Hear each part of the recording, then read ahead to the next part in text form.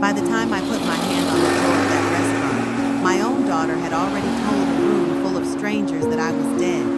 She'd been telling that story for 3 years, a car accident on an icy road, a grief she wore like good jewelry only when it flattered her. She had built a whole shining life on top of my grave, and the one thing she never once thought to check was whether I'd stay in it. I didn't.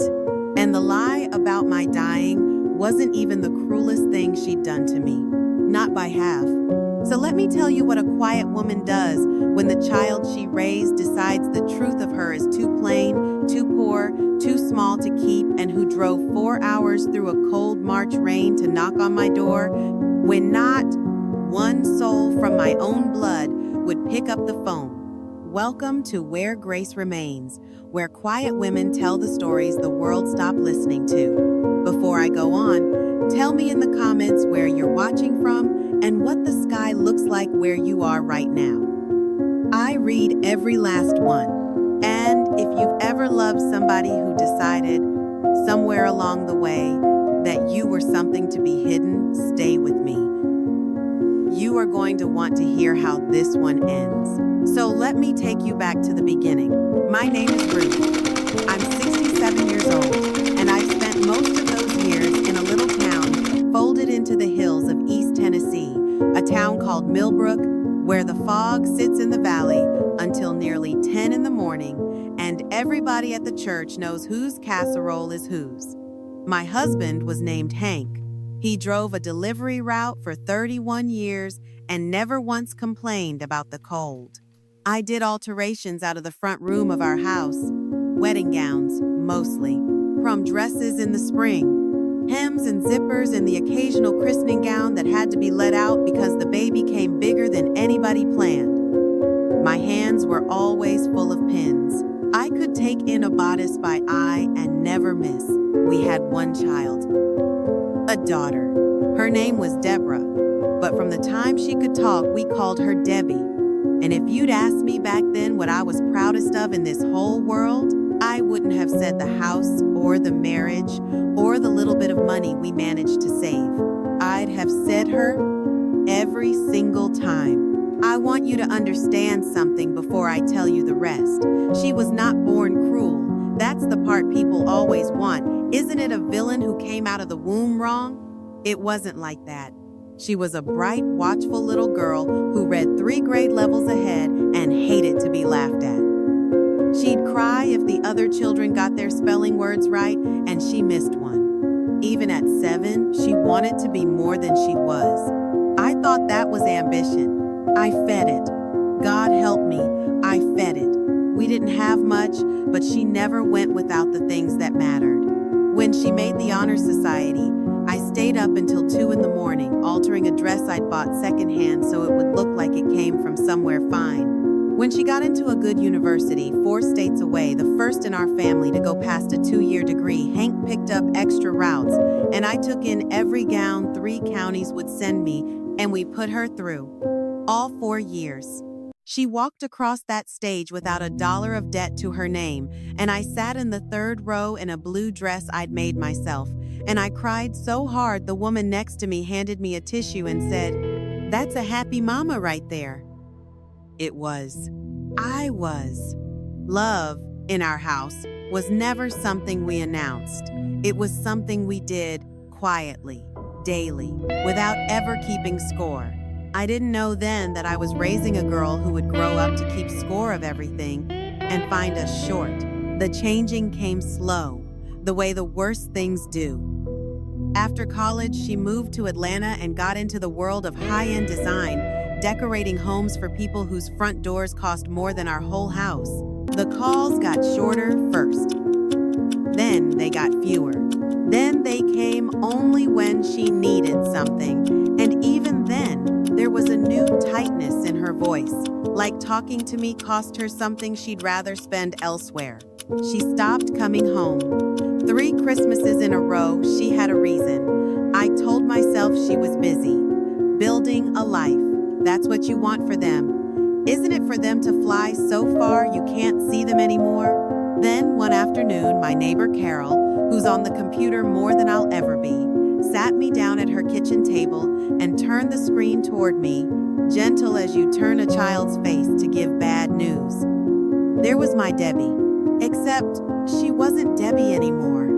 The name under the photograph said Adrienne Vaughn. In the picture, she was standing in some marble lobby in a dress that probably cost 4 figures, and she looked beautiful, and she looked like a stranger, and beneath it, in a little paragraph about herself, it said she'd grown up between Atlanta and abroad.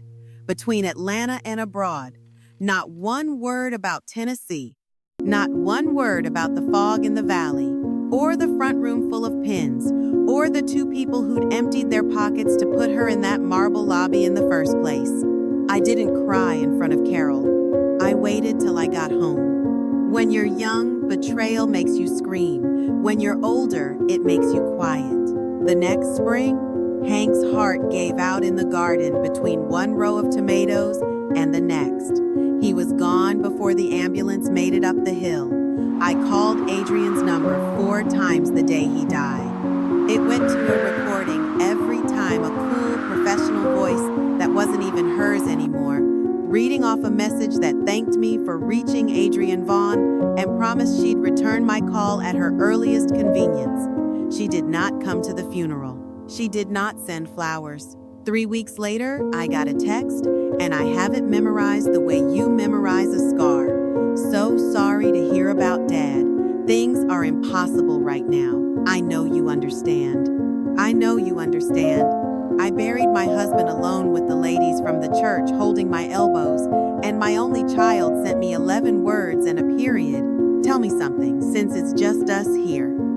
Is there somebody you raised?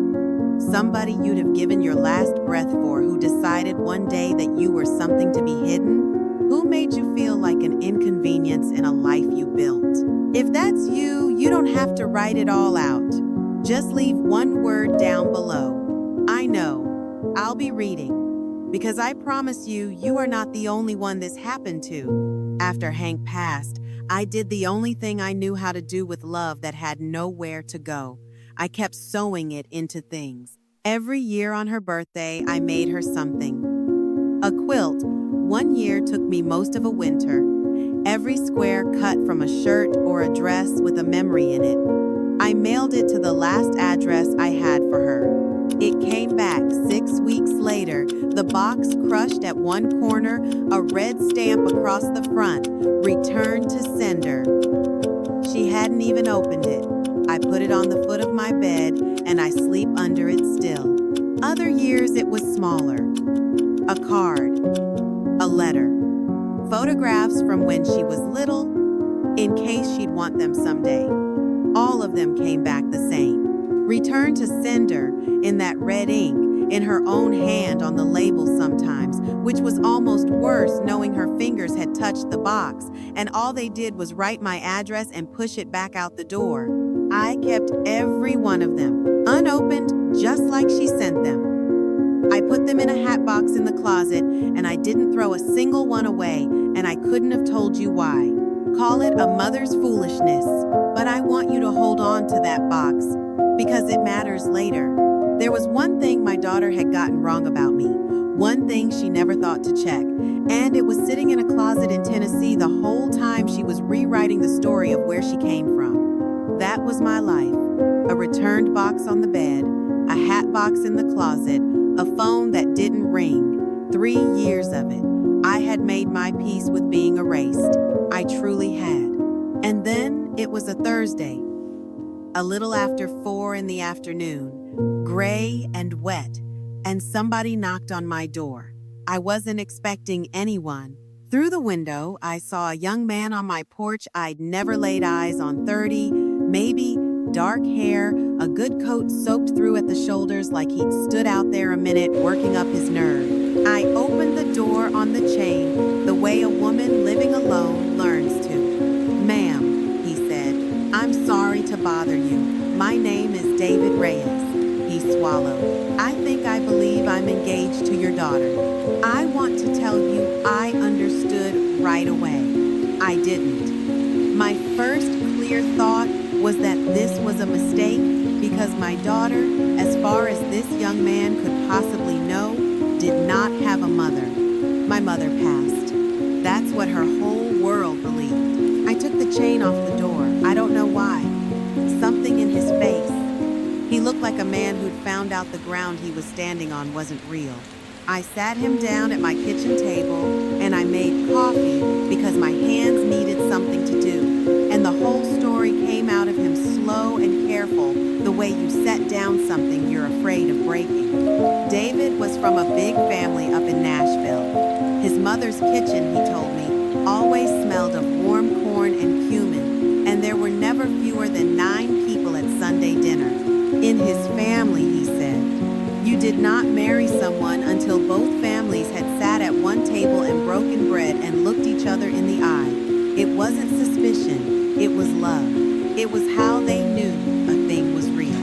His mother, Guadalupe, had been asking for months to meet Adrian's people, and Adrian had a story ready. Her parents, she told him, had died in a car accident on an icy road when she was in college. She'd been raised after that by her aunt and uncle, a polished, well-off older couple in Atlanta named Gordon and Celeste Whitfield, who'd stepped in and given her everything.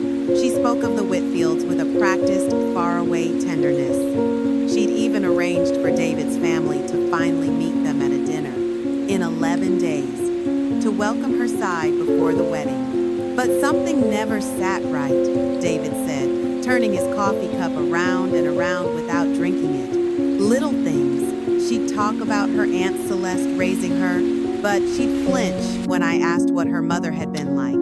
She said she had no photographs from before college, not one. Who has no pictures of their own childhood? He looked up at me. So I did something I'm not proud of. I looked public records. An old graduation program somebody had scanned, and there was a name that wasn't Vaughn, and there was an address, and it was this one. He stopped. The obituary I found was for a Hank, not for a Ruth. There was no obituary for a Ruth, and I thought, maybe I'd found where the lie ends. And then you opened the door. The kitchen went very quiet. The rain ticked on the window over the sink. She told you I was dead, I said. It wasn't a question. I just needed to hear it out loud in my own kitchen to believe it. Both of you, he said softly. A car accident. Years ago. I nodded. I looked out at the garden where Hank fell, gone gray and bare in the March wet. And I'll be honest with you, because there's no point in this story if I'm not the first thing I felt wasn't rage. It was something quieter and worse. It was recognition. Of course she'd killed me off. A dead mother is a clean thing. A dead mother is tragic and finished and doesn't ever show up at the door in a cardigan she made herself. A living one who did alterations in her front room. That woman was a loose thread in the beautiful thing Adrian had sewn, and my daughter had learned somewhere, maybe from me, that you cut a loose thread before it pulls the whole seam open. When you're young, betrayal makes you scream. When you're older, it makes you quiet. David reached into his coat then and set something on my table, and I swear my heart stopped. It was a photograph, my Debbie, maybe 6 years old, gap-toothed, sitting on Hank's shoulders at the county fair. It was in the graduation program, he said. The archive had it. I've been carrying it around for a week. He pushed it toward me. That's not a girl who grew up between Atlanta and abroad. I put my finger on that little gap-toothed face and something 2 years frozen inside me cracked clean through. But I didn't come apart. Not yet. I'd waited too long for that, and I wasn't going to spend it in the kitchen. Why did you come here? I asked him. You could have just called the wedding off. Walked away clean. Why drive 4 hours in the rain to find a dead woman? He was quiet a moment. Then he said, because if her own mother was alive, somebody should tell her mother she's alive to somebody. He rubbed his face. My grandmother says a family is just the people who keep showing up. I didn't come to save my engagement, ma'am. I think I came to show up. For you, kindness has nothing to do with blood. I'd said those words to myself 100 times in 3 years of returned mail, trying to make them mean something. That afternoon, a stranger drove them 4 hours up a mountain and set them on my kitchen table, and I finally believed them. Now here is where you might expect the part where I plotted, where the wronged mother sharpens her knife and plans her grand revenge. I want to be careful here, because that's not what happened, and it's not who I am. And I think it's the reason I can tell you this story at all without shame. I did not want to destroy my daughter. I want to say that plainly. Even then, even after the returned quilt and the funeral, I stood at alone, and the 11 words and a period. She was still the gap-toothed girl on Hank's shoulders. You do not stop being somebody's mother because they've decided you're dead. I have learned that grief and love are not opposites. They live in the same house. They share a wall. But there is a difference between wanting to hurt someone and refusing to let their lie stand. Those are not the same thing. I did not want revenge. I wanted the truth to have a chair in the room. The same truth two decent strangers in Atlanta were about to stand up in front of a whole family and tell for her without ever knowing they were doing it. Gordon and Celeste Whitfield were going to sit at that table and call themselves the people who raised my daughter.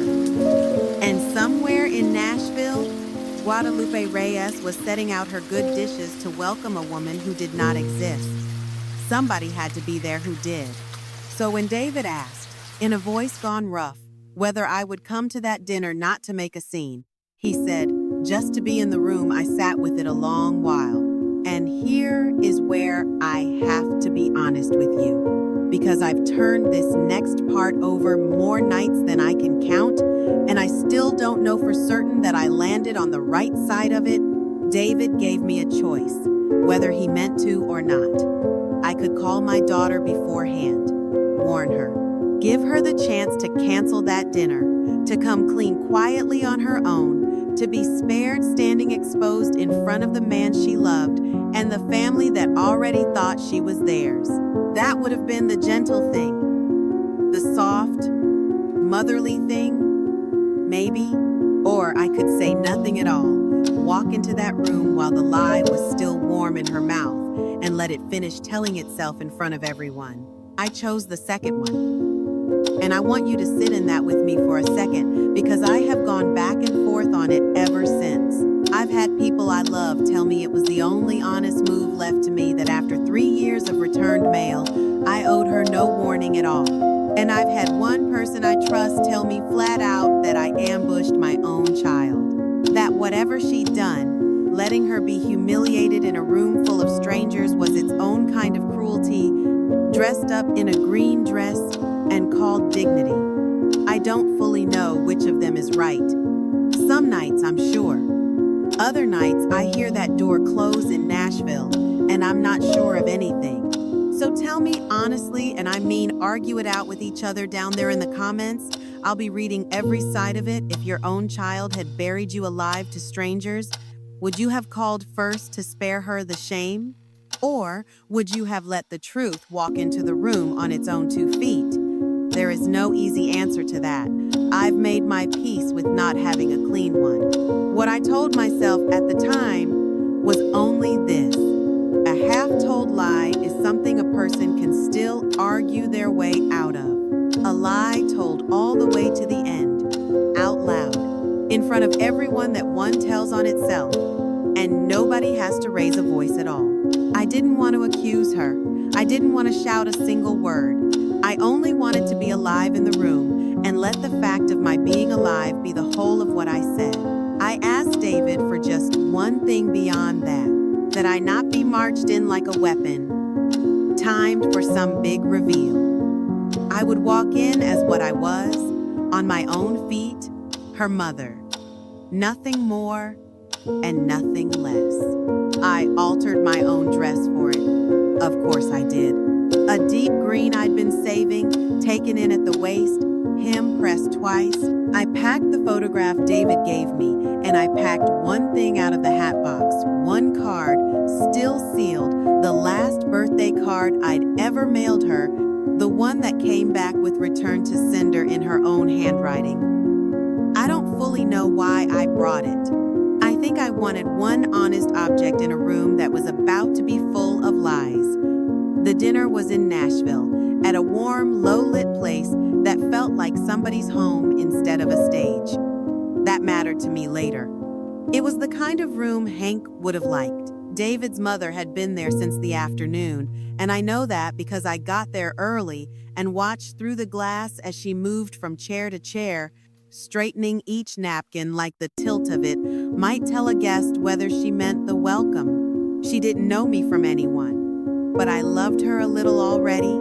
Watching her care that much about people she hadn't met. I waited in a small side room off the back. David had arranged it. Through the door left open a crack, I could hear them arrive. I heard my daughter's laugh before I heard anything else. And here's a strange thing, a mother's thing. Her laugh in that room was half a note higher than the laugh I raised. Brighter, polished. It wasn't her real one. I knew her real one. I used to hear it come up the stairs. I heard the Whitfields introduced. Gordon, smooth and certain. Celeste, gracious, careful, working just a little too hard. I heard them called her aunt and uncle, the ones who'd taken her in after the accident. I heard David's mother say, in a voice full of feeling, that she was so sorry for the parents Adrian had lost, and that she hoped tonight her family could be one more place my daughter belonged. I heard my daughter thank her voice going soft and wounded in exactly the right place, and I stood in that little room with my hand pressed flat against the wall, and I did not move. I let it finish, every word of it, right down to the toast. It was David who came for me. He opened the side door and held out his hand, and he said two words I hadn't heard from a single living person in 3 long years. Come home. I walked into that room on my own 2 feet, in a dress I made myself, and I did not raise my voice. I want you to hear that, because it's the whole of who I am. I didn't raise my voice. I didn't need to. The room went quiet the way a room does when it feels a thing before it understands it. Guadalupe turned first, half rising with a hostess's smile, ready to welcome one more guest. The Whitfields turned next, polite, uncertain. And then my daughter turned, and the color left her face like water going down a drain, fast and complete and all at once. Mama, she said. It came out of her before Adrian could stop it. Not Adrian's word, Debbie's.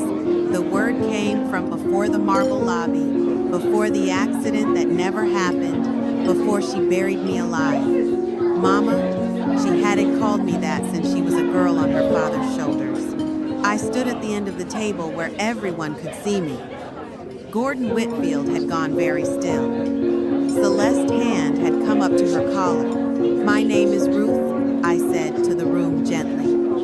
I'm Deborah's mother, and I'm not dead. Nobody moved. I looked at Guadalupe, whose face was doing something I'll never forget, a slow, terrible understanding. The specific grief of a kind woman realizing the person she'd opened her home to had used her kindness as a stage prop. Then I looked at the Whitfields, and I felt no anger toward them at all, only a strange tenderness. You didn't do anything wrong, I told them, and I meant it. She told you her parents were gone. You were good to a girl you thought had nobody. That's not a sin.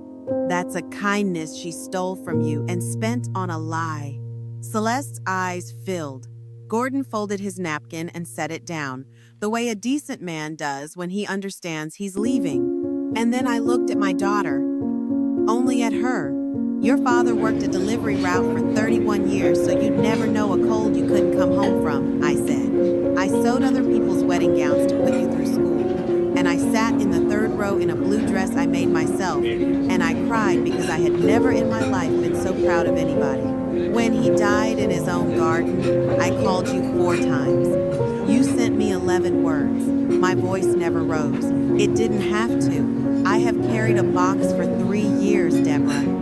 Every card you sent back to me, I kept, unopened. Because I could not throw away the last thing my hands had touched that yours would touch too. I set the sealed birthday card on the white cloth in front of her, not thrown, not for show, just set down, the way you finally put down a weight you've carried too far.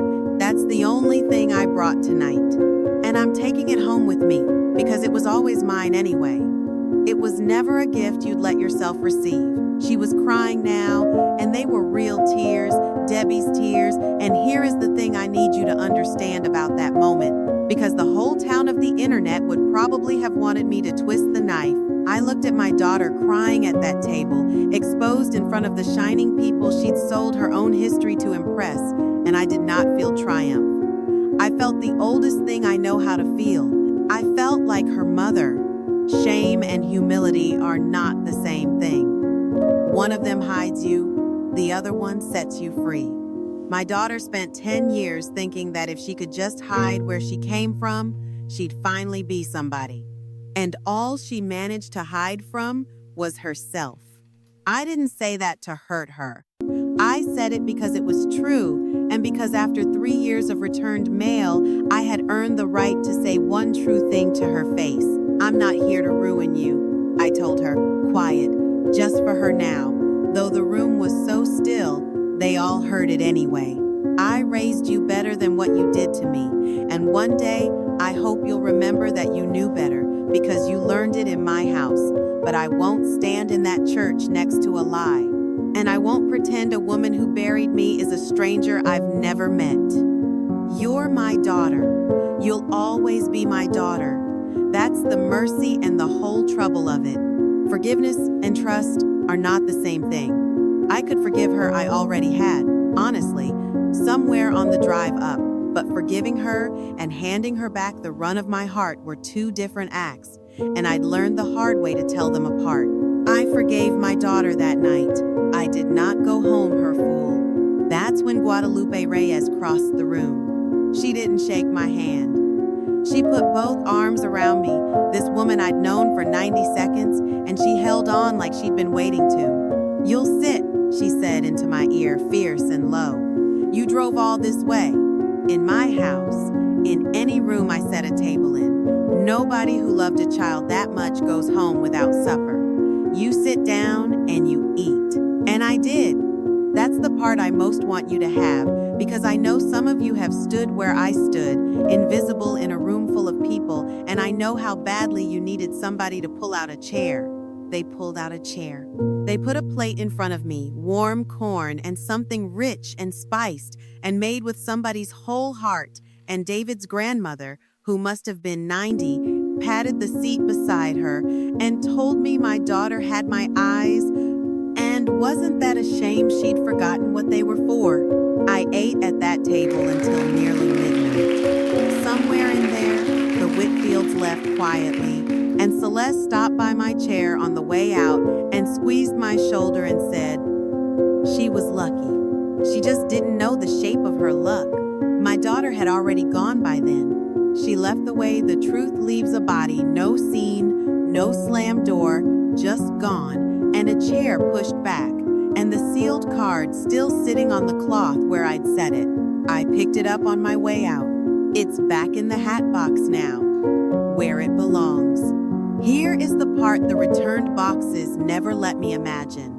I did not lose a daughter that night and gain nothing. That's not how it went. David and I have talked every Sunday since. His mother calls me on the 1st of the month, and twice now I've made the drive to Nashville and sat at that loud, warm table with 9 people and too much food, and been folded into a family that had every reason to have nothing to do with me. They didn't need my blood to decide I was theirs. Guadalupe sends me fabric she finds at estate sales because I mentioned once that I sew. David's grandmother taught me to make tamales badly. I have altered a christening gown for a great niece of theirs I'd never met and cried doing it. the good kind of crying. David and Adrian did not marry. I won't pretend I don't grieve the wedding I'll never sew a dress for, but he still calls me Miss Ruth and he still shows up. As for my daughter, I'll tell you, because I know some of you are wondering, and because you deserve the whole of it and not just the satisfying part. About 4 months later, a letter came, her handwriting, older now, on a plain envelope, and for one cowardly second, I almost sent it back the way she'd sent back all of mine. I didn't. I opened it. It was short. She didn't ask me to forgive her. She didn't explain herself or make a case or spin a single thing. She wrote that she'd been in a room once where a woman in a green dress told the truth quietly, and it was the bravest thing she'd ever seen, and that she was sorry, and that she didn't expect anything, and that she'd kept the little photograph from the fair and looked at it more than she could stand. That was all. I haven't written back yet. And that's the honest place I'll leave it, because I don't want to hand you a bow that isn't real. Maybe I'll write her. Maybe some things need to sit a good while before you know their shape. So let me ask you the question I ask myself every time I open that hat box. Would you write back? After 3 years of returned mail, after being buried alive to strangers, is a short letter enough to answer? Or does she have to earn more than a page first? I don't know. Tell me what you do. I keep her letter in the hat box now with all my returned ones, and that feels like something. All this time, the box only held love going one direction. Now there's one going the other way. It isn't a reconciliation. It's just the first honest thing to pass between us in 10 years. That's not nothing. When you're my age, you learn to count the small, honest things. They're most of what there is.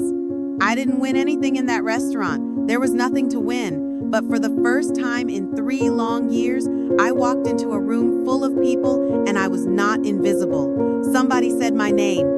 Somebody said, "Come home." And I have learned, too late to teach my own daughter, but not too late to tell you, that real loneliness doesn't begin the day somebody dies. It begins the day the people still living stop showing up for you. And it ends. It truly ends the day a stranger decides to. Because family isn't who you're born to. Family is who stays. If this story found a quiet place in your heart tonight, the kindest thing you could do for me is subscribe and stay a while. There's another woman's story waiting for you, and she's been waiting a long time to be heard. And I meant what I asked. Would you have warned her before that dinner, or let the truth walk in on its own? Would you write back to that letter, or let it sit? Have you ever been invisible to the very people you loved most, and had a stranger be the one to finally see you? Write it down below, argue with each other a little, I don't mind. I'll be reading every word. Until the next one, take care of yourself. You still matter. You always did.